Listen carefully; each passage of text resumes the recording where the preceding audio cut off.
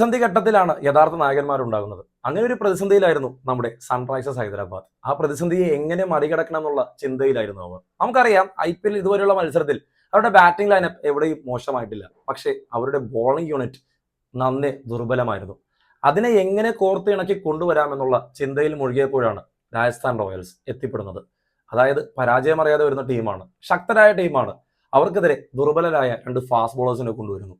ദുർബലം എന്ന് പറഞ്ഞാൽ എക്സ്പീരിയൻസിന്റെ കാര്യത്തിൽ മാത്രമാണ്. അവരെറിഞ്ഞ ലൈനും ലെങ്തും അമ്പെ എല്ലാവരെയും ഞെട്ടിച്ചു.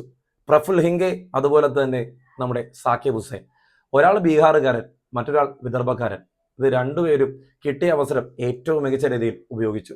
ആദ്യ ഓവറുകളിൽ തന്നെ രാജസ്ഥാൻ റോയൽസിന്റെ ടോപ്പ് ഓർഡറിനെ അവർ കൈക്കലാക്കി.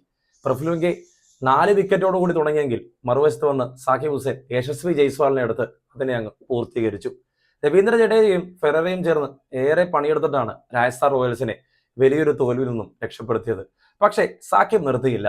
തുടക്കത്തിൽ 1, പിന്നെ അങ്ങോട്ട് 3, 4 വിക്കറ്റ് അവനും അങ്ങെടുത്തു. അതായത് പ്രഫുൽ ഹിംഗെ കൈവശമാക്കിയത് സൂര്യവംശി, ധ്രുവ് ജുറൽ, റിയാൻ പരാഗ്, പ്രിട്ടോറിയസ്. നമ്മുടെ ഹിറ്റ്മെയറിന് പകരം രാജസ്ഥാൻ ഉപയോഗിച്ച താരമാണ് പ്രിട്ടോറിയസ്. അവനും പരാജയപ്പെടുന്ന കാഴ്ച. എന്തായാലും രാജസ്ഥാനെതിരെ സൺറൈസേഴ്സിന് ലഭിച്ച വിജയം അത് പുതിയൊരു തിരിച്ചുവരവായിട്ട് കണക്കാക്കപ്പെടും. കാരണം ഇനി അങ്ങോട്ട് സൺറൈസേഴ്സ് ഈ 2 ഫാസ്റ്റ് ബോളേഴ്സിനെ വെച്ച് കളം നിറയുമെന്നുള്ളത് തീർച്ചയാണ്.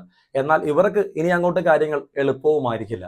ഇപ്പോൾ തന്നെ വീഡിയോ അനലിസ്റ്റുകൾ എല്ലാവരും തന്നെ ഇവരുടെ ഫുൾ വീഡിയോ കൈക്കലാക്കിയിട്ടുണ്ടാകും. ഇവരെന്താണെന്ന് കൃത്യമായൊരു ധാരണ വരുത്തിയിട്ടുണ്ടാകും. എന്തായാലും കാത്തിരിക്കാം.